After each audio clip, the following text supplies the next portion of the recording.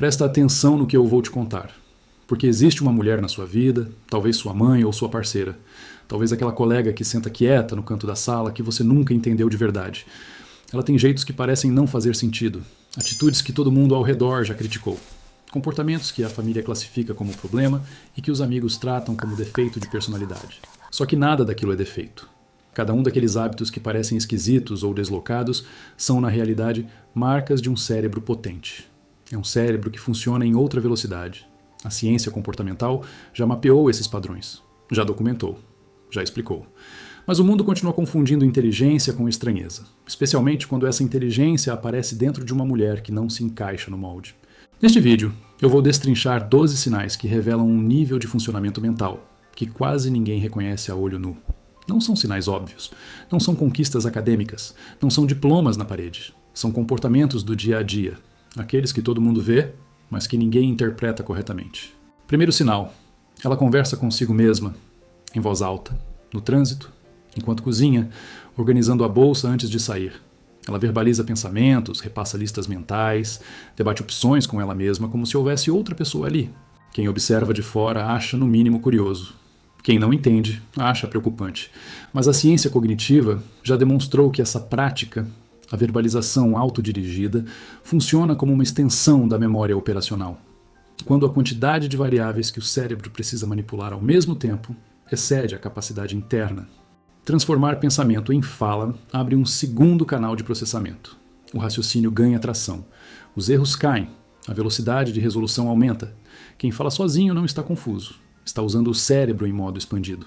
Segundo sinal. O dia dela começa. Quando o mundo dorme.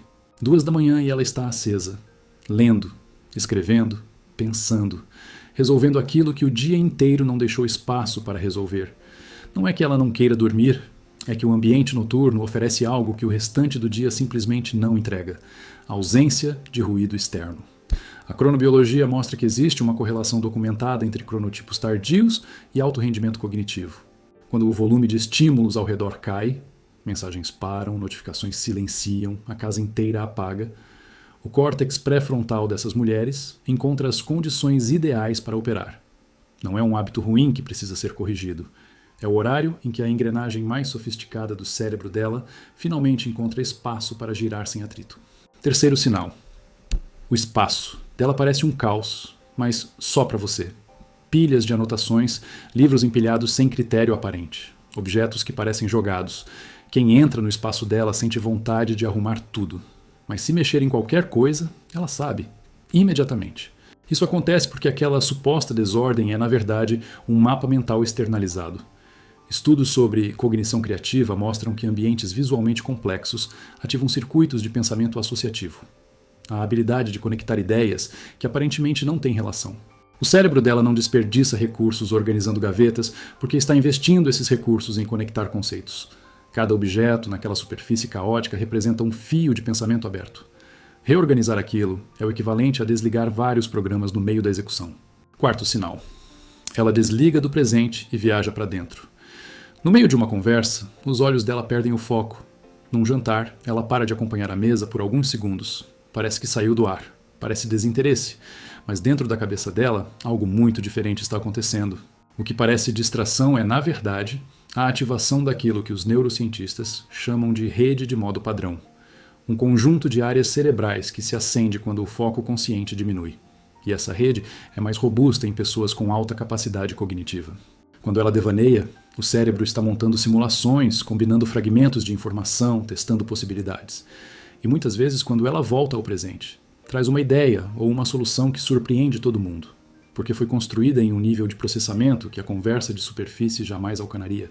Quinto sinal. Ela esquece o óbvio e lembra o que ninguém lembra. Perde a chave do carro 3 vezes na mesma semana.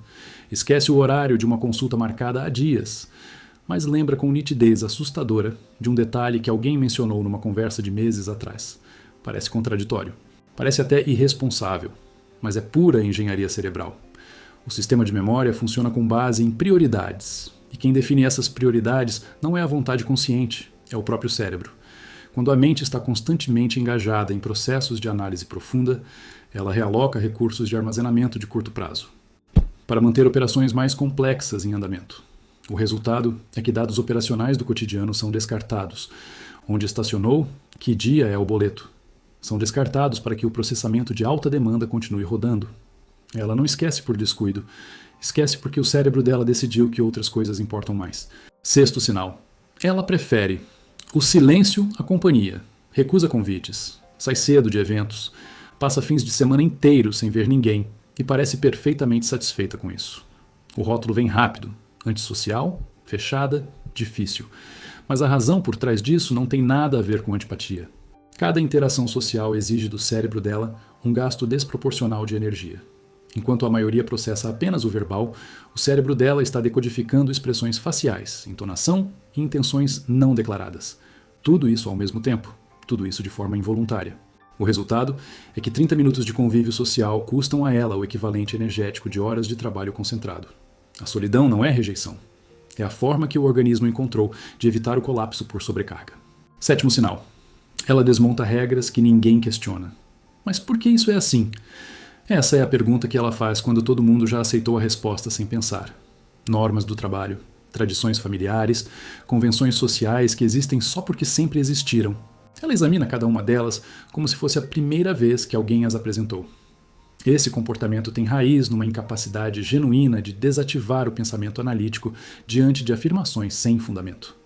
O cérebro dela rejeita informação que não sobrevive ao escrutínio lógico, mesmo quando essa informação é socialmente aceita, emocionalmente confortável ou politicamente conveniente. Isso gera desconforto ao redor, gera atrito, gera a fama de difícil ou questionadora demais. Mas ela não questiona por provocação. Questiona porque o sistema interno dela simplesmente não aceita engolir algo que não se sustenta. Oitavo sinal. Ela decifra ironia, antes de todo mundo.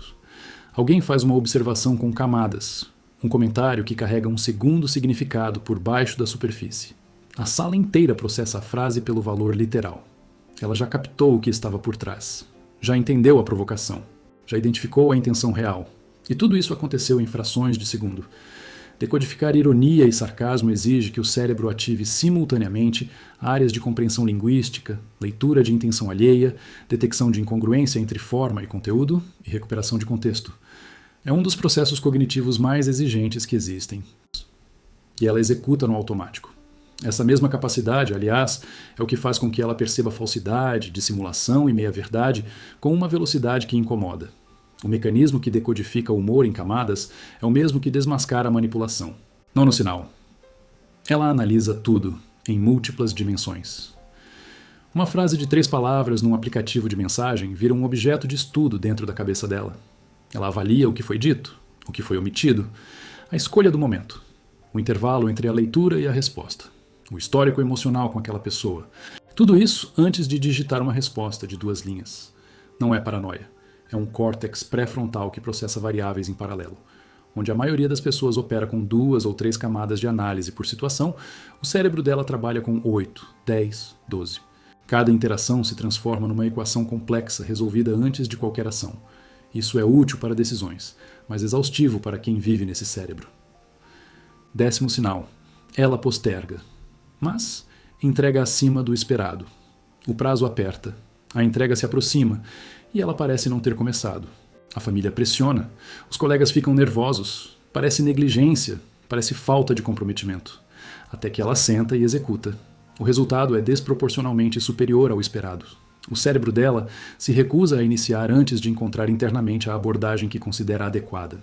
Enquanto aparentemente não faz nada, está descartando soluções medianas e reconfigurando estratégias.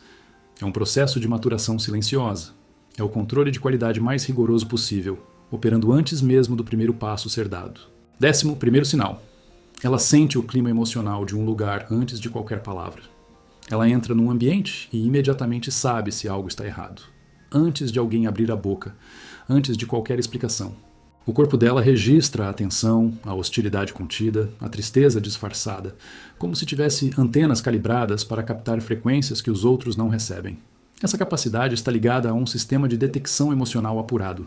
Não é intuição mística, é o resultado de um cérebro que processa pistas não verbais. Ela lê o que não foi dito com a mesma clareza com que outros leem o que foi escrito. E isso é ao mesmo tempo um talento raro e um fardo pesado. 10º. Segundo sinal. ela evita mostrar o quanto sabe. Em grupos, ela se contém, segura a resposta que já tem, espera os outros chegarem lá. Às vezes, finge não saber para não constranger. Às vezes, simplifica o que pensa para caber na conversa que está acontecendo. Quem convive com ela nunca percebe. Quem presta atenção nota que ela está sempre 2 passos adiante, mas escolhe não demonstrar. Mulheres com alto nível de processamento aprendem rápido que demonstrar capacidade intelectual gera reações adversas. Indiferença, competição, hostilidade velada. Então elas calibram, dosam, modulam o que mostram conforme o ambiente. Não é insegurança, é estratégia aprendida. Se enquanto você ouvia esses 12 sinais, um rosto veio à sua mente, uma mulher específica que apresenta esses padrões, então presta atenção. O que você classificou como esquisitice ou comportamento difícil, provavelmente são as marcas de um cérebro que opera com uma intensidade fora dos rótulos. A mulher mais brilhante que você conhece provavelmente não vai anunciar isso.